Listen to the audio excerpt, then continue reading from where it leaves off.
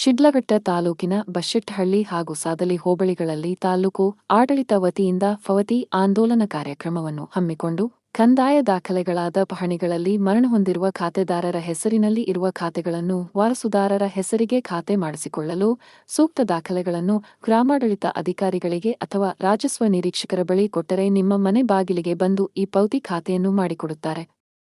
ಅದರಂತೆ ಪ್ರತಿ ಬುಧವಾರ ಈ ಪೌತಿ ಆಂದೋಲನ ನಡೆಯಲಿದೆ. ಸಾರ್ವಜನಿಕರು ಸದುಪಯೋಗ ಪಡೆದುಕೊಳ್ಳಬೇಕು ಎಂದು ಆರ್ಆರ್ಟಿ ಶಿರಸ್ತೇದಾರ್ ಆಶಿಯಾ ಬಿ ಹಾಗೂ ಬಶೆಟ್ಟಹಳ್ಳಿ ಹೋಬಳಿ ನಾಡಕಚೇರಿಯ ಉಪತಹಶೀಲ್ದಾರ್ ಚೇತನ್ ತಿಳಿಸಿದರು. ಶಿಡ್ಲಘಟ್ಟ ತಾಲೂಕಿನಲ್ಲಿ ಸುಮಾರು ಖಾತೆದಾರು ಪವತಿ ಅವ್ರ ಹೆಸರಲ್ಲೇ ಪಾಣಿ ಓಡ್ತಾ ಇದೆ. ನಾವು ಈಗ ನಿಮಗೆ ಏನು ಬೆನಿಫಿಟ್ ಸಿಗಬೇಕು ಅಂದ್ರೂ ಪವತಿದಾರ ಹೆಸರಲ್ಲಿ ನಿಮಗೆ ಬೆನಿಫಿಟ್ ಸಿಗಲ್ಲ.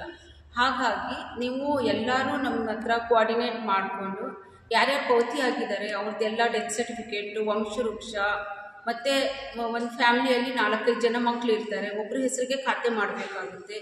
ನೀವು 4 ಜನ ಒಪ್ಕೊಂಡು ಒಬ್ಬರ ಹೆಸರಿಗೆ ಖಾತೆ ಮಾಡಿಕೊಡಿ ಅಂತ ಕೇಳ್ಕೊಂಡಾಗ ನಾವು ನಿಮ್ಮದೆಲ್ಲ ಸ್ಟೇಟ್ಮೆಂಟ್ ತೊಗೊಂಡು ಒಬ್ಬರಿಗೆ ಖಾತೆ ಮಾಡಿಕೊಡೋಕ್ಕೂ ವ್ಯವಸ್ಥೆ ಮಾಡ್ತೀವಿ.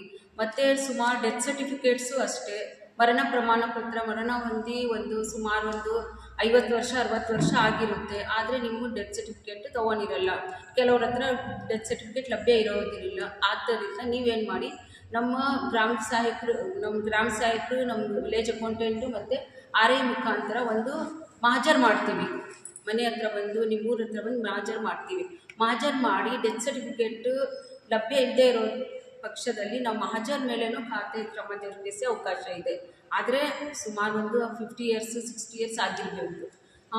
ಈ ನಡುವೆ ರೀಸೆಂಟಾಗಿ 8 ವರ್ಷ ಆಗಿದ್ದರೆ ಅದಕ್ಕೆ ಡೆತ್ ಸರ್ಟಿಫಿಕೇಟ್ ನಮ್ಮಲ್ಲೇ ಎಂಟ್ರಿ ಇರುತ್ತೆ. ನಾವೇ ಡೆತ್ ಸರ್ಟಿಫಿಕೇಟು ನಿಮಗೆ ವ್ಯವಸ್ಥೆ ಮಾಡಿಕೊಡ್ತೀವಿ. ಮತ್ತು ವಂಶವೃಕ್ಷನೂ ಅಷ್ಟೇ, ನಿಮ್ಮ ಫ್ಯಾಮ್ಲಿಗೂ ವಂಶವೃಕ್ಷ ಕಡ್ಡಾಯ. ಒಂದು ಫ್ಯಾಮ್ಲಿಯಲ್ಲಿ 10 ಜನ ಮಕ್ಕಳಿದ್ರೆ 10 ಜನದ್ದು ಆಧಾರ್ ಕಾರ್ಡ್ಗೆ ಲಿಂಕ್ ಹೋಗುತ್ತೆ, OTP ಹೋಗುತ್ತೆ. ಅವೆಲ್ಲ ಕೊಟ್ಟು ನೀವು ಖಾತೆ ಕ್ರಮ ಜರುಗಿಸೋಕ್ಕೆ ನಮಗೆಲ್ಲ ಸಪೋರ್ಟ್ ಮಾಡಿ.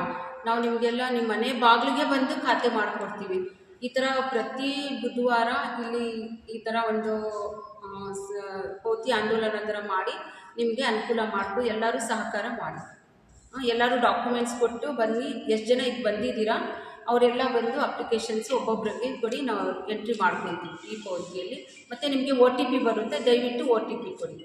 ನಿಮ್ಮ ಮೊಬೈಲ್ಗೆ OTP ಬರುತ್ತೆ, OTP ಕೊಡಿ.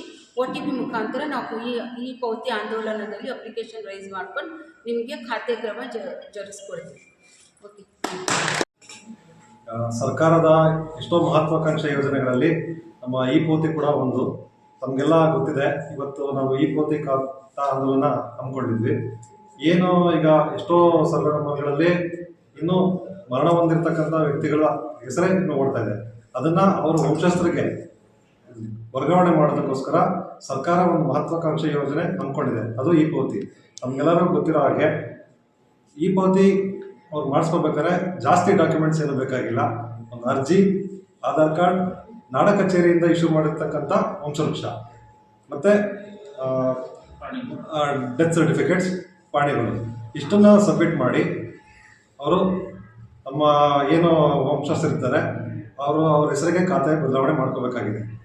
ಸೊ ಏನಾಗುತ್ತೆ ಅಂದರೆ ಈ ಪೌತಿ ಮಾಡಿಸ್ಕೊಂಡಿಲ್ಲ ಅಂತಂದರೆ ಈಗ ಎಷ್ಟೋ ಅವ್ರಿಗೆ ಬೆನಿಫಿಟ್ಸಿಂದ ವಂಚಿತರಾಗ್ತಾರೆ. ಒಂದು, ಅವ್ರ ಜಮೀನ ಮಾರಾಟ ಮಾಡೋದಕ್ಕಾಗೋದಿಲ್ಲ. ಇನ್ನೊಂದು, ಇಲ್ಲ ಬ್ಯಾಂಕಲ್ಲಿ ಅಡಮಾನವಿಟ್ಟು ಸಾಲ ಸೌಲಭ್ಯ ತಗೊಳ್ಳೋಕ್ಕಾಗೋದಿಲ್ಲ. ಮತ್ತು ಮೇಯ್ನ್ ಏನಂತಂದರೆ ಆಧಾರ್ ಸೀಡಿಂಗ್ ಮಾಡೋಕ್ಕಾಗೋದಿಲ್ಲ. ಈ ಆಧಾರ್ ಸೀಡಿಂಗ್ ಯಾಕೆ ಮಾಡಬೇಕಂತಂದರೆ, ಈಗ ಯಾವುದೋ ಒಬ್ಬ ವ್ಯಕ್ತಿ ಹೆಸರಲ್ಲಿರೋದನ್ನು ಜಮೀನನ್ನು ಬೋಗಸ್ ಮಾಡಿಕೊಂಡು ಇನ್ನೊಬ್ಬರಿಗೆ ವರ್ಗಾವಣೆ ಮಾಡೋಕ್ಕಂಥ ಪ್ರಕ್ರಿಯೆಗಳು ನೀವು ನೋಡಿದ್ದೀರ. ಹಿಂದೆ ಹಲವಾರು ಬೋಗಸ್ ಮಾಡಿರ್ತಾರೆ, ಯಾರ ಹೆಸರು ಜಮೀನಲ್ಲಿದ್ದು ಇನ್ನೊಬ್ಬರು ಮಾರಾಟ ಮಾಡಿರ್ತಕ್ಕಂಥದ್ದು.